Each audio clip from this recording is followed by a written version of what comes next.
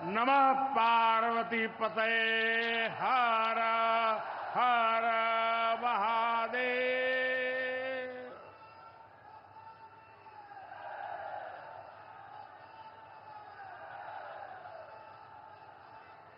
सावन के पावन महीने में आज हमके काशी के हमरे परिवार के लोगन से मिले का अवसर मिलल है। हम काशी के हर परिवारजन के प्रणाम करत है।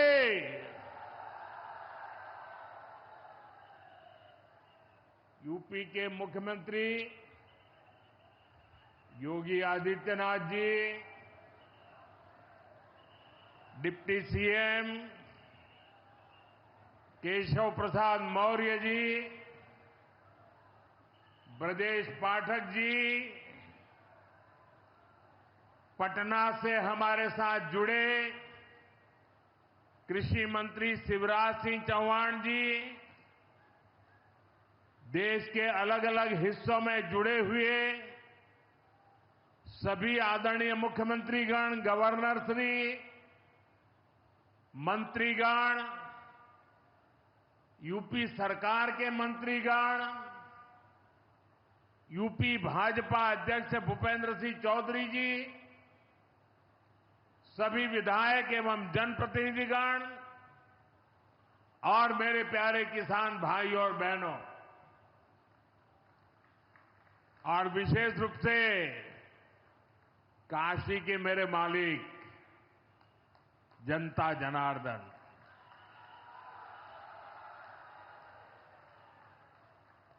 आज हम काशी से देश भर के लाखों किसानों से जुड़े हुए हैं।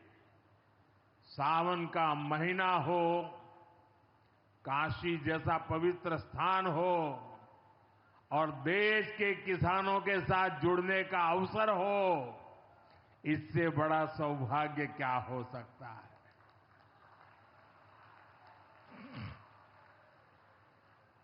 आज मैं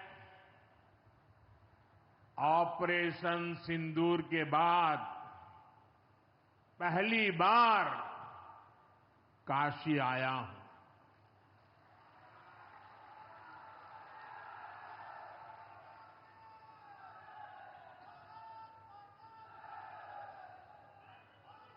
जब 22 अप्रैल को पहलगाम में आतंकी हमला हुआ था, 26 निर्दोष लोगों की इतनी बेरहमी से हत्या कर दी गई। उनके परिवार की पीड़ा, उन बच्चों का दुख, उन बेटियों की वेदना,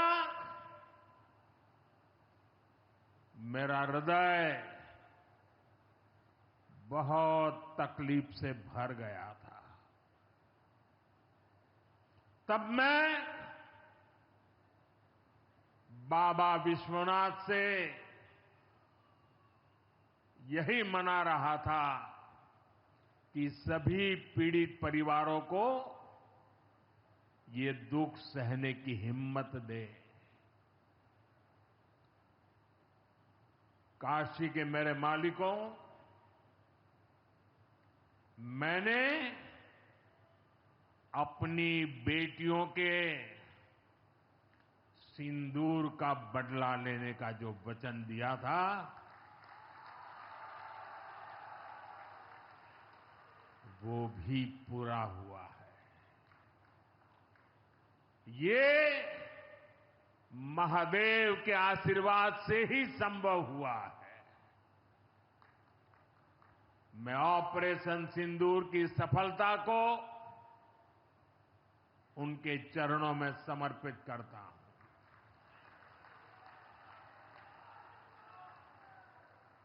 साथियों,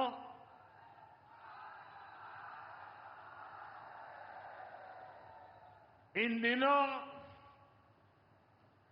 जब काशी में गंगा जल लेकर जाते हुए शिव भक्तों की तस्वीरें जब देखने का अवसर मिल रहा है, दिव्य तस्वीरें, और खासकर सावन के पहले सोमवार को जब हमारे यादव बंधु बाबा का जलाभिषेक करने निकलते थे, गौरी केदारेश्वर से कंधे पर गंगा जल लेकर यादव बंधुओं का समूह, कितना मनोरम दृश्य होता है। डमरू की आवाज, गलियों में कोलाहल, एक अद्भुत भाव विश्व पैदा होता है। मेरी भी बहुत इच्छा थी कि सावन के पवित्र महीने में बाबा विश्वनाथ और मार्कंडेय महादेव के दर्शन करूं, लेकिन मेरे वहां जाने से महादेव के भक्तों को असुविधा न हो, उनके दर्शन में बाधा न पड़े, इसलिए मैं आज यहीं से भोलेनाथ और मां गंगा को प्रणाम कर रहा हूं।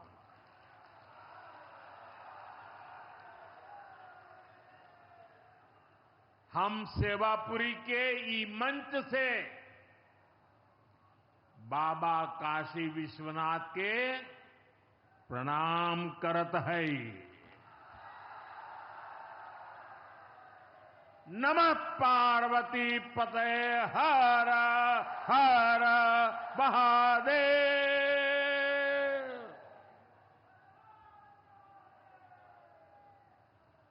साथियों, कुछ दिनों पहले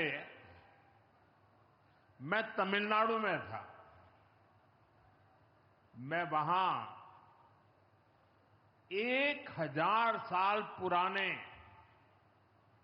एक ऐतिहासिक मंदिर गया था, गंगईकोंडा चोलापुरम मंदिर। ये मंदिर देश की शैव परंपरा का एक प्राचीन केंद्र है। ये मंदिर हमारे देश के महान और प्रसिद्ध महान राजा राजेंद्र चोल ने बनवाया था। राजेंद्र चोल ने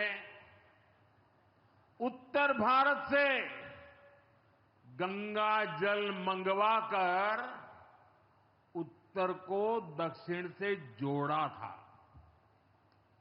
1000 साल पहले अपनी शिव भक्ति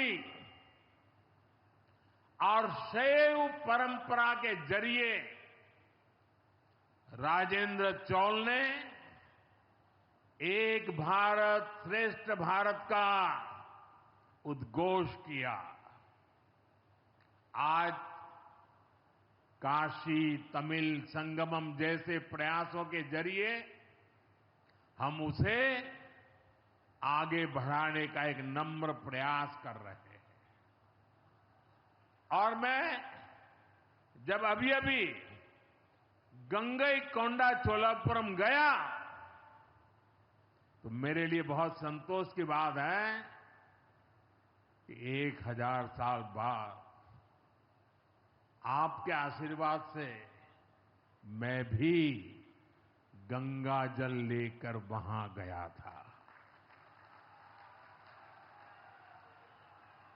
मां गंगा के आशीर्वाद से बहुत ही पवित्र माहौल में वहां पूजा संपन्न हुई। गंगा जल से वहां जलाभिषेक करने का सौभाग्य प्राप्त हुआ। साथियों, जीवन में ऐसे अवसर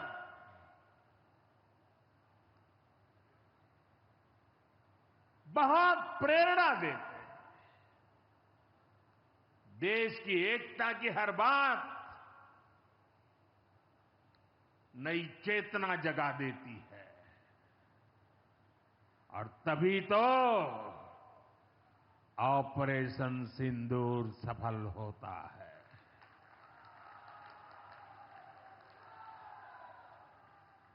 एक 140 करोड़ देशवासियों की एकता ऑपरेशन सिंदूर की ताकत बन जाती है। साथियों, ऑपरेशन सिंदूर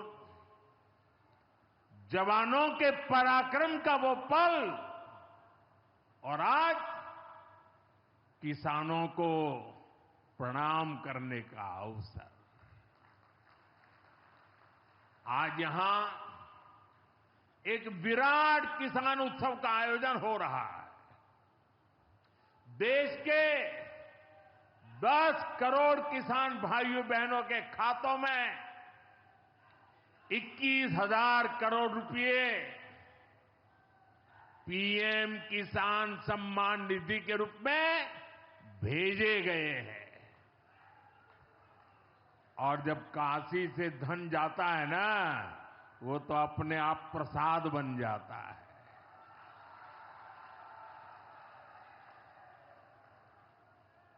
21,000 करोड़ रुपया किसानों के खाते में जमा।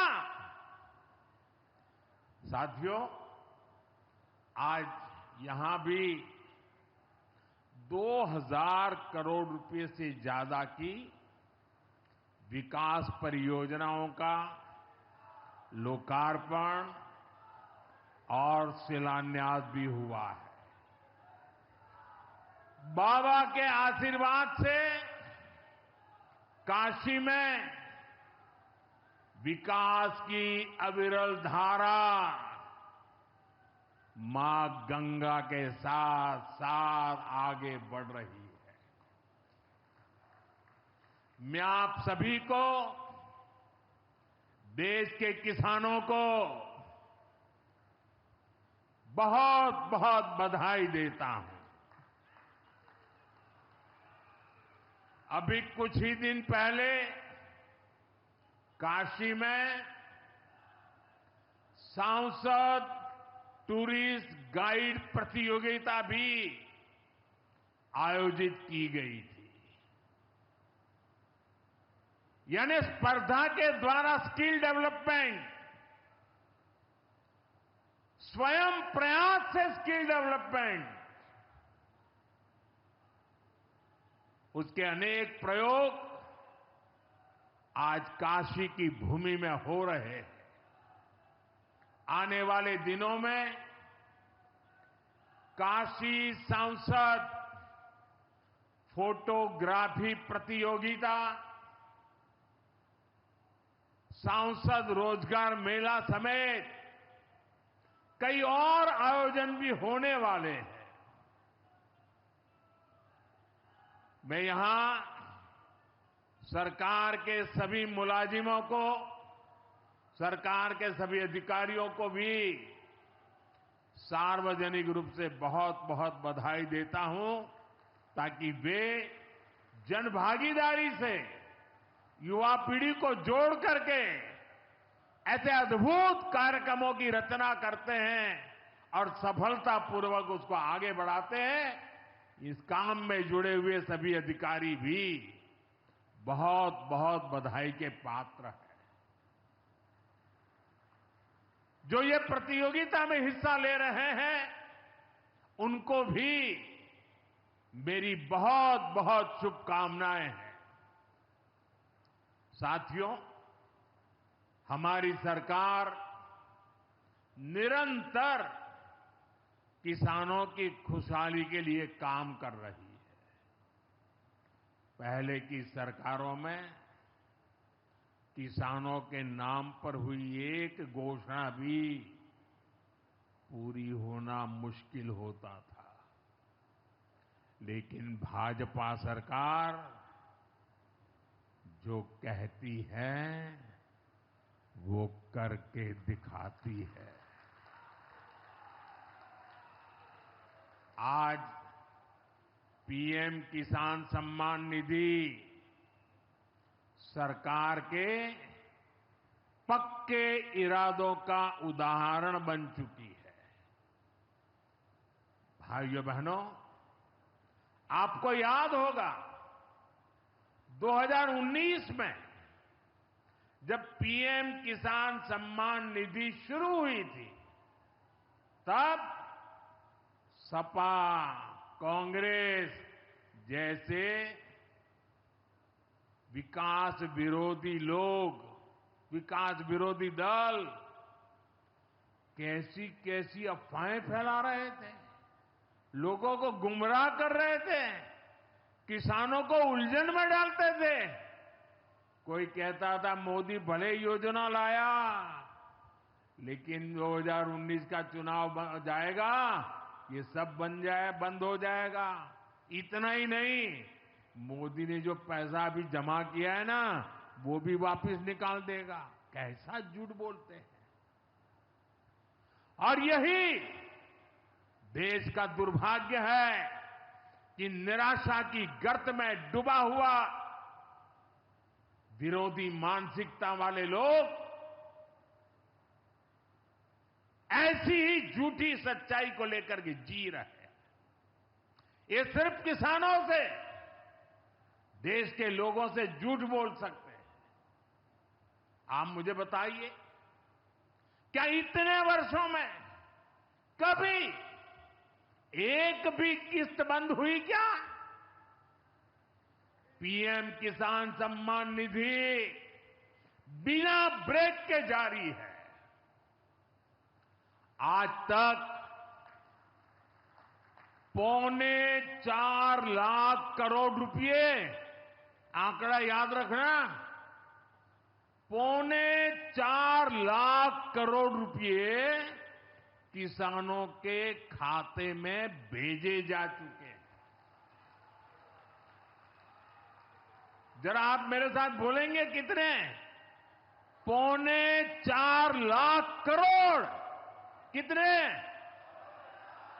कितने? कितने? और ये 4.25 लाख करोड़ इतने रुपये किसके खाते में जमा किए?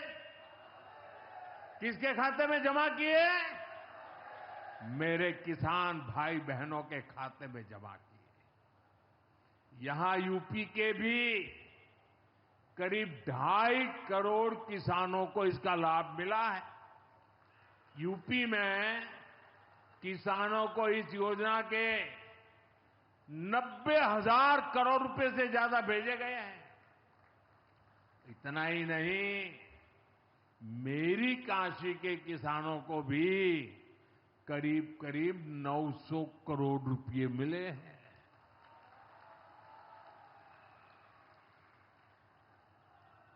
आपने ऐसा सांसद चुना कि आपके खाते में 900 करोड़ रुपया आया है। और इससे बड़ी बात, बिना किसी कट कमीशन के, कोई बिचौलिया नहीं, कोई कट नहीं, कोई कमीशन नहीं, कोई पैसे की हेरा फेरी नहीं, सीधे ये पैसे किसानों के खाते में पहुंचे हैं।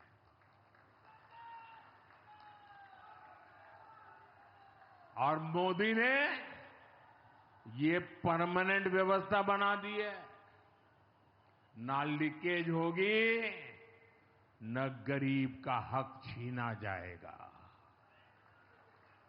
साथियों, मोदी के विकास का मंत्र है। जो जितना पिछड़ा उसे उतनी ज्यादा प्राथमिकता। जो जितना पिछड़ा उसे ज्यादा प्राथमिकता। इस महीने केंद्र सरकार ने एक और बड़ी योजना को मंजूरी दी है। इसका नाम है प्रधानमंत्री धन धान्य कृषि योजना। इस योजना पर 24,000 करोड़ रुपए किसानों के कल्याण के लिए, कृषि व्यवस्था के लिए, कृषि विकास के लिए 24,000 करोड़ रुपए खर्च किए जाएंगे। देश के ऐसे जिले जो पिछली सरकारों की गलत नीतियों के कारण विकास की राह में पिछड़ गए, पिछड़े रह गए, जो कृषि उत्पादन भी कम हो रहा है, जहां किसानों की आमदनी भी कम है, अरे कोई पूछने वाला नहीं था, उन जिलों पर प्रधानमंत्री धन धान्य कृषि योजना का फोकस होगा। इससे यूपी के भी लाखों किसानों को फायदा होगा। साथियों, किसानों के जीवन में बदलाव के लिए, उनकी आय बढ़ाने के लिए, खेती पर होने वाला खर्च कम करने के लिए एनडीए सरकार पूरी शक्ति से काम कर रही है, पूरी ताकत लगा रही है। हम बीज से बाजार तक किसानों के साथ खड़े हैं।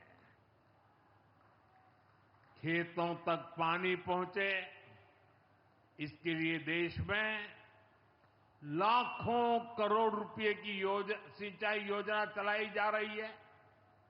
साथियों, किसानों के सामने एक बड़ी चुनौती मौसम की होती रही है। कभी ज्यादा बारिश हो गई, कभी ओला गिर गया, पाला पड़ गया। किसानों को इससे सुरक्षा देने के लिए पीएम फसल बीमा योजना शुरू हुई। इस योजना के तहत यह आंकड़ा भी याद रखिए, इस बीमा योजना के तहत अब तक 2.25 लाख करोड़ रुपए, 2.25 लाख करोड़ रुपए से ज्यादा का क्लेम किसानों को दिया जा चुका है। बीमा के माध्यम से 2.25 लाख करोड़ रुपया, कितना बताएंगे? कितना? 2.25 लाख करोड़ रुपया। साथियों, हमारी सरकार यह भी सुनिश्चित कर रही है कि आपको आपकी फसल की सही कीमत मिले। इसके लिए फसलों की एमएसपी में रिकॉर्ड वृद्धि हुई है। धान और गेहूं जैसी प्रमुख फसलों की एमएसपी भी बढ़ाई गई है। आपकी उपज सुरक्षित रहे, इसलिए सरकार देश में हजारों नए गोदाम भी बनवा रही है।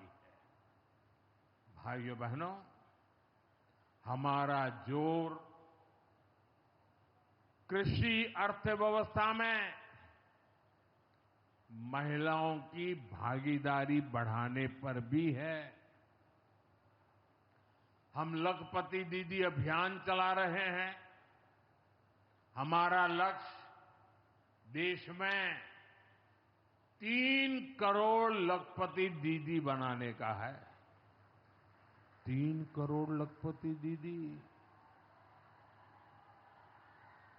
ये सपा वाले तो ये आंकड़ा सुनकर के ही साइकिल लेके भाग जाएंगे।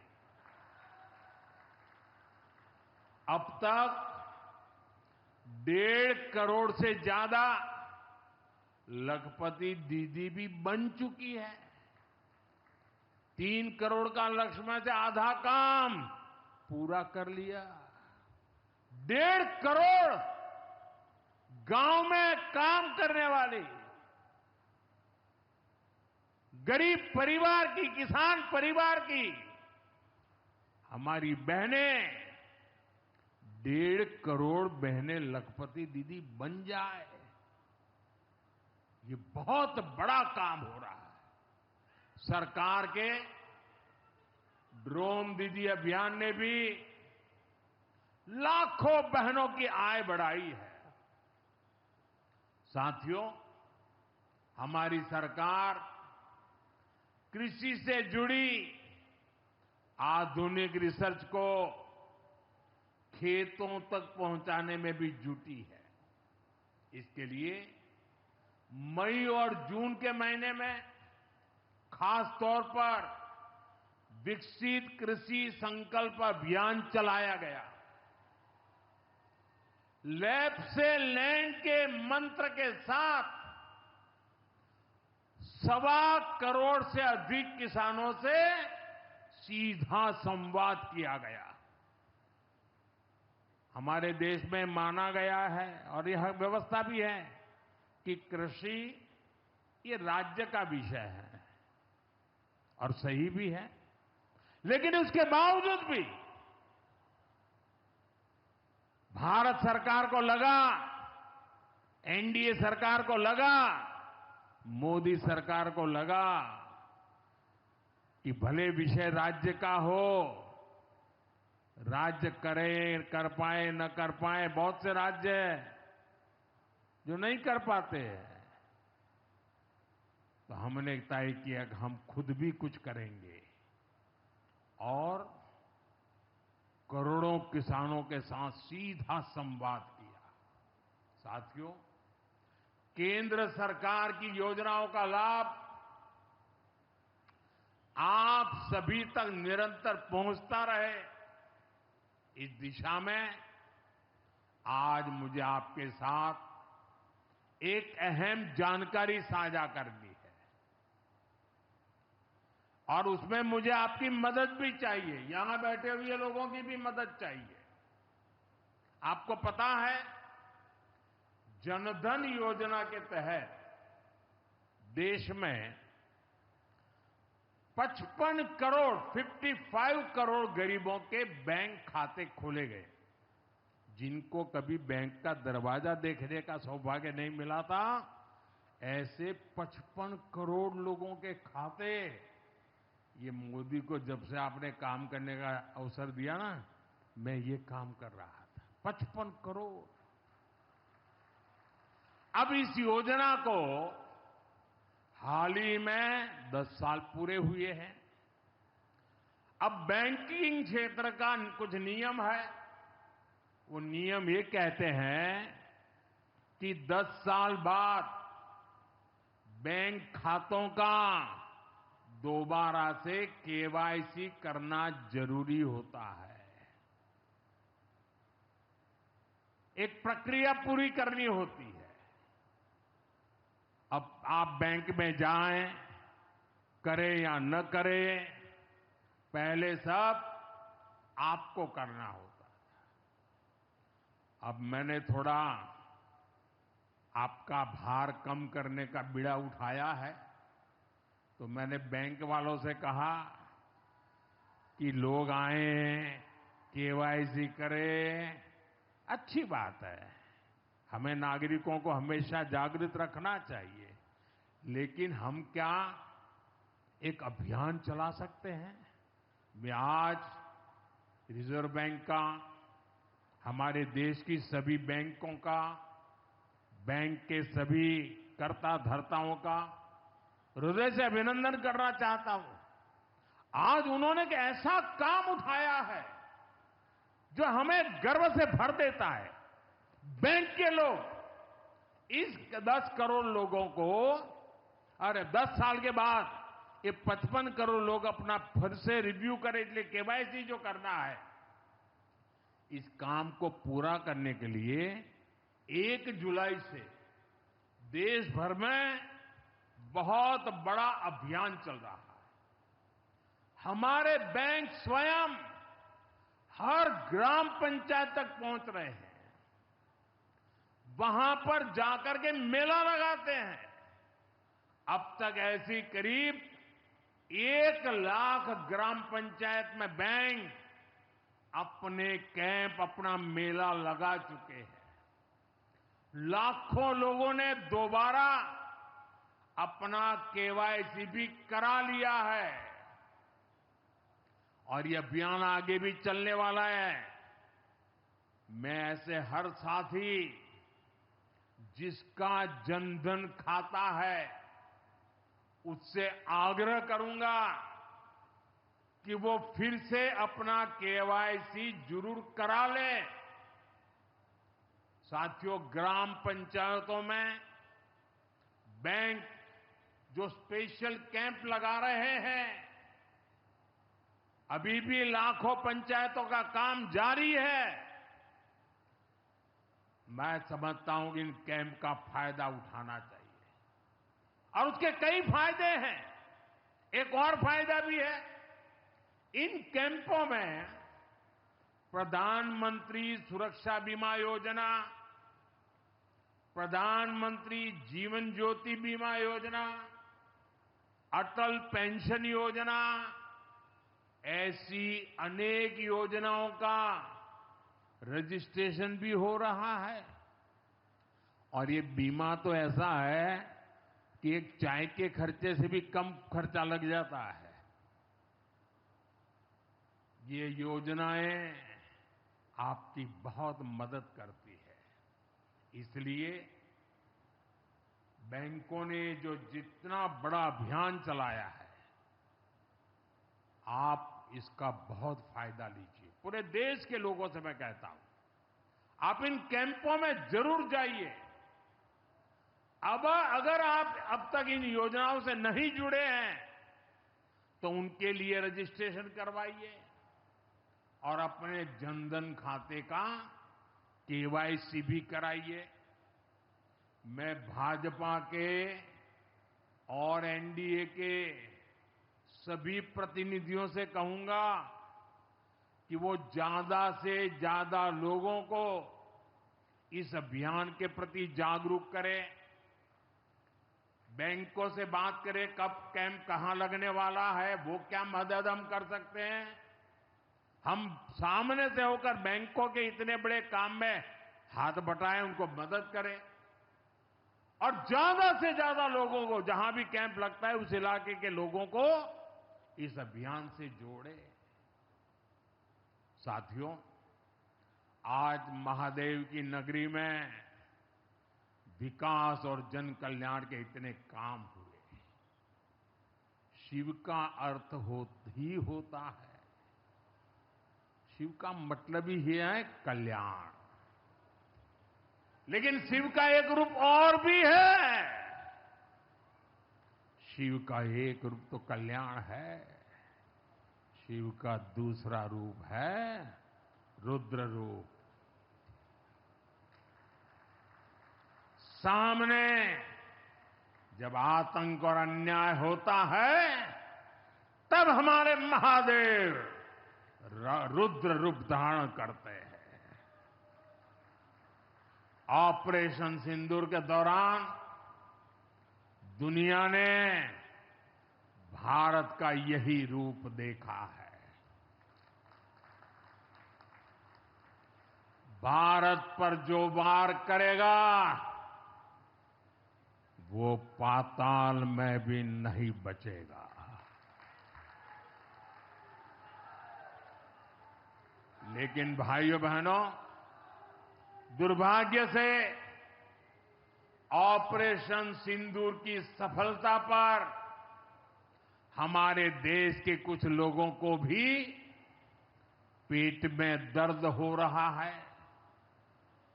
ये कांग्रेस पार्टी और उनके चेले चपाटे, उनके दोस्त इस बात को पचा नहीं पा रहे कि भारत ने पाकिस्तान के आतंकी ठिकानों को तबाह कर दिया। मैं मेरे काशी के मालिकों से पूछना चाहता हूं, भारत की ताकत से आपको गर्व होता है कि नहीं होता है? ऑपरेशन सिंदूर से गर्व होता है कि नहीं होता है? आतंकियों के ठिकानों को नष्ट करने का आपको गर्व होता है कि नहीं होता है? साथियों, आपने वो तस्वीरें देखी होगी, कैसे हमारे ड्रोन्स, हमारे मिसाइल्स ने सटीक वार करके आतंक के हेडक्वार्टर्स को खंडहर बना दिया। पाकिस्तान के कई सारे एयरबेस तो आज भी आईसीयू में पड़े हैं। पाकिस्तान दुखी है, ये तो सब कोई समझ सकता है, लेकिन पाकिस्तान का ये दुख कांग्रेस और सपा से सहन नहीं हो पा रहा। उधर आतंक का आकार होता है, इधर कांग्रेस सपा वाले आतंकियों की हालत को देखकर रोते हैं। साथियों, कांग्रेस हमारी सेनाओं के पराक्रम का लगातार अपमान कर रही है। कांग्रेस ने ऑपरेशन सिंदूर को तमाशा कहा है। आप मुझे बताइए, सिंदूर कभी भी तमाशा हो सकता है क्या? हो सकता है क्या? क्या सिंदूर को तमाशा कोई कह सकता है क्या? हमारी सेना का पराक्रम और बहनों के सिंदूर का बदला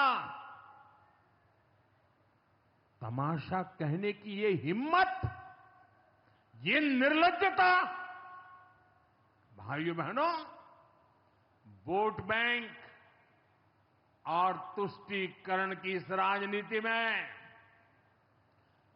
ये समाजवादी पार्टी भी पीछे नहीं है। ये सपा के नेता संसद में कह रहे थे, पहलगाम के आतंकवादियों को अभी क्यों मारा? अब बताइए, क्या उनको पूछ फोन करूं क्या? सपा वालों को मारूं क्या ना मारूं? कोई मुझे बताए भाई, सामान्य बुद्धि से बताए, क्या आतंकवादियों को मारने के लिए भी क्या इंतजार करना चाहिए क्या? क्या उन्हें भागने का मौका देना था क्या? ये वही लोग हैं जो यूपी में जब सत्ता में थे तब आतंकवादियों को क्लीन चिट देते थे, बम धमाके करने वाले आतंकियों से मुकदमे वापस लेते थे। अब उन्हें आतंकवादियों के मारे जाने पर परेशानी हो रही है। इन्हें ऑपरेशन सिंदूर के नाम पर परेशानी हो रही है। मैं इन लोगों को काशी की धरती से कहना चाहता हूं, ये नया भारत है।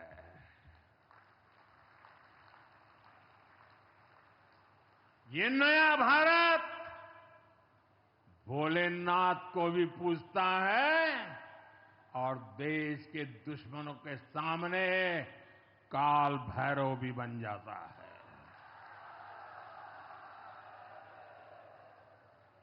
साथियों, ऑपरेशन सिंदूर के दौरान भारत के स्वदेशी हथियारों की ताकत पूरी दुनिया ने देखी है। हमारे एयर डिफेंस सिस्टम, हमारी स्वदेशी मिसाइलें, स्वदेशी ड्रोन्स, इन्होंने आत्मनिर्भर भारत की ताकत को साबित किया है। खासकर हमारी ब्रह्मोस मिसाइलें, इनकी दहशत भारत के हर दुश्मन के भीतर भर गई है।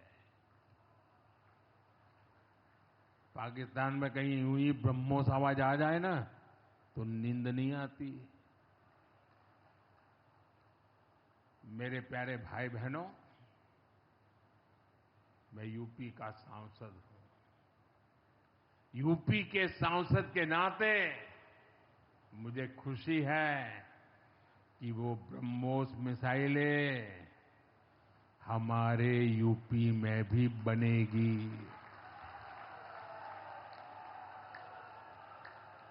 लखनऊ में ब्रह्मोस मिसाइल की मैन्युफैक्चरिंग शुरू हो रही है।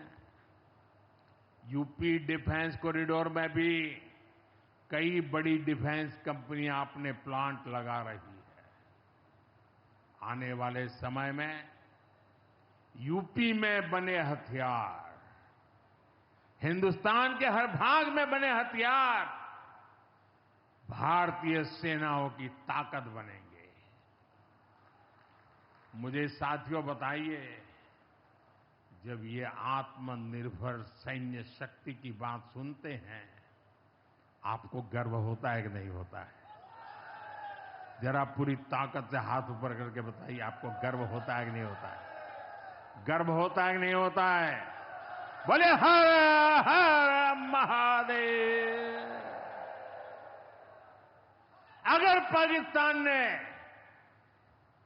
फिर कोई पाप किया तो यूपी में बनी मिसाइलें आतंकियों को तबाह कर देगी। साथियों, आज यूपी इतनी तेज गति से औद्योगिक विकास कर रहा है। देश और दुनिया की बड़ी बड़ी कंपनियां यहां निवेश कर रही हैं।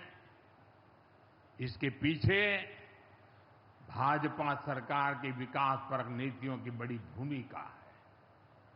सपा के समय में यूपी में अपराधी बेखौफ थे और निवेशक यहां आने से भी डरते थे, लेकिन भाजपा की सरकार में अपराधी में खौफ है और निवेशक यूपी के भविष्य में भरोसा देख रहे हैं। मैं विकास की इस रफ्तार के लिए यूपी सरकार को बधाई देता हूं। साथियों, मुझे संतोष है कि काशी में विकास का महायज्ञ लगातार जारी है। आज शुरू हुए रेल ओवरब्रिज, जल जीवन मिशन से जुड़े प्रोजेक्ट, काशी के स्कूलों का नवनिर्माण कार्य, होम्योपैथिक कॉलेज का निर्माण, मुंशी प्रेमचंद की विरासत को सहेजना, ये सारे काम भव्य काशी, दिव्य काशी, समृद्ध काशी और मेरी काशी के निर्माण को गति देंगे। यहां सेवापुरी में आना भी सौभाग्य से ही होता है। ये मां कालका देवी की ड्योढ़ी है। मैं यहां से मां कालका के चरणों में वंदन करता हूं। मुझे खुशी है कि मां कालका धाम का हमारी सरकार ने सुंदरीकरण कर उसे और भव्य बना दिया है। मंदिर तक आना जाना भी आसान हो गया है। सेवापुरी का इतिहास क्रांति का इतिहास रहा है। स्वतंत्रता संग्राम में यहां के अनेकों लोगों ने भागीदारी की थी। यही वो सेवापुरी है जहां महात्मा गांधी की कल्पना साकार हुई। यहां घर घर महिला पुरुष के हाथों में चरखा हुआ करता था। और सहयोग देखिए, अब चांदपुर से भदोई रोड जैसे प्रोजेक्ट से काशी के बुनकरों के साथ भदोही के बुनकर भी जुड़ रहे हैं। इसका लाभ बनारसी सिल्क के बुनकरों को भी होगा और भदोही के कारीगरों को भी होगा। साथियों, काशी बौद्धिक जनों की नगरी है। आज जब हम आर्थिक प्रगति की बात कर रहे हैं तो मैं आपका ध्यान वैश्विक हालातों पर भी ले जाना चाहता हूं। आज दुनिया की अर्थव्यवस्था कई आशंकाओं से गुजर रही है। अस्थिरता का माहौल है। ऐसे में दुनिया के देश अपने अपने हितों पर फोकस कर रहे हैं। अपने अपने देश के हितों पर ध्यान केंद्रित कर रहे हैं। भारत भी दुनिया की तीसरी सबसे बड़ी अर्थव्यवस्था बनने जा रहा है। इसलिए भारत को भी अपने आर्थिक हितों को लेकर सजग रहना ही है। हमारे किसान, हमारे लघु उद्योग, हमारे नौजवानों के रोजगार, इनका हित हमारे लिए सर्वोपरि है। सरकार इस दिशा में हर प्रयास कर रही है, लेकिन देश के नागरिक के रूप में भी हमारे कुछ दायित्व है। और ये बात सिर्फ मोदी नहीं, हिंदुस्तान के हर व्यक्ति ने दिन में हर पल बोलते रहना चाहिए, दूसरे को कहते रहना चाहिए। जो देश का भला चाहते हैं, जो देश को तीसरे नंबर की इकोनॉमी बनाना चाहते हैं, ऐसा कोई भी राजनीतिक दल हो, कोई भी राजनेता हो, उसने अपने संकोच को छोड़ करके देश हित में हर पल, हर बार, हर जगह देशवासियों के अंदर एक भाव जगाना होगा, और वो है हम स्वदेशी का संकल्प लें। अब हम कौन सी चीजों को खरीदेंगे, कौन से तराजू से तोलेंगे? मेरे भाइयों बहनों, मेरे देशवासियों, अब हम कुछ भी खरीदें तो एक ही तराजू होना चाहिए। हम उन चीजों को खरीदेंगे जिसे बनाने में किसी न किसी भारतीय का पसीना बहा है। और जो चीज भारत के लोगों द्वारा बनी है, भारत के लोगों के कौशल्य से बनी है, भारत के लोगों के पसीने से बनी है, हमारे लिए वह स्वदेशी है। हमें vocal for local, vocal for local मंत्र को अपनाना होगा। हम संकल्प लें कि हम मेक इन इंडिया प्रोडक्ट्स को ही बढ़ावा देंगे। हमारे घर में जो कुछ भी नया सामान आएगा, मैं नए सामान की बात कर रहा हूं, हमारे घर में जो भी नया सामान आएगा वो स्वदेशी ही होगा। ये जिम्मेदारी हर देशवासी को लेनी होगी। और मैं आज मेरे व्यापार जगत के भाई बहनों से विशेष आग्रह करना चाहता हूं। मैं मेरे दुकानदार भाई बहनों से आग्रह करना चाहता हूं, जब दुनिया इस प्रकार से अस्थिरता के माहौल से गुजर रही है, तब हम भी, चाहे व्यापार हो, छोटी दुकान हो, कारोबार करते हो, अब हम हमारे यहां से सिर्फ और सिर्फ स्वदेशी माल ही बेचेंगे। साथियों, ये स्वदेशी माल बेचने का संकल्प भी देश की सच्ची सेवा होगा। आने वाले महीने त्योहारों के महीने हैं। दिवाली आएगी, बाद में शादियों के समय आएगा। हर पल अब स्वदेशी ही खरीदेंगे। मैंने जब देशवासियों को कहा था मेड इन इंडिया, अब विदेशों में जाकर के शादियां कर करके देश का धन मत लुटाओ।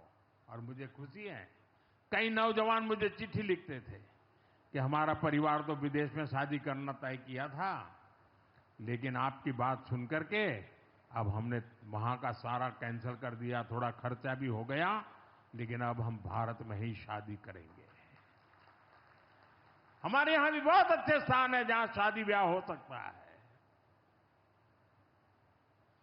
हर बात में स्वदेशी का भाव आने वाले दिनों में हमारा भविष्य तय करने वाला है दोस्तों। और ये महात्मा गांधी को भी बड़ी श्रद्धांजलि होगी।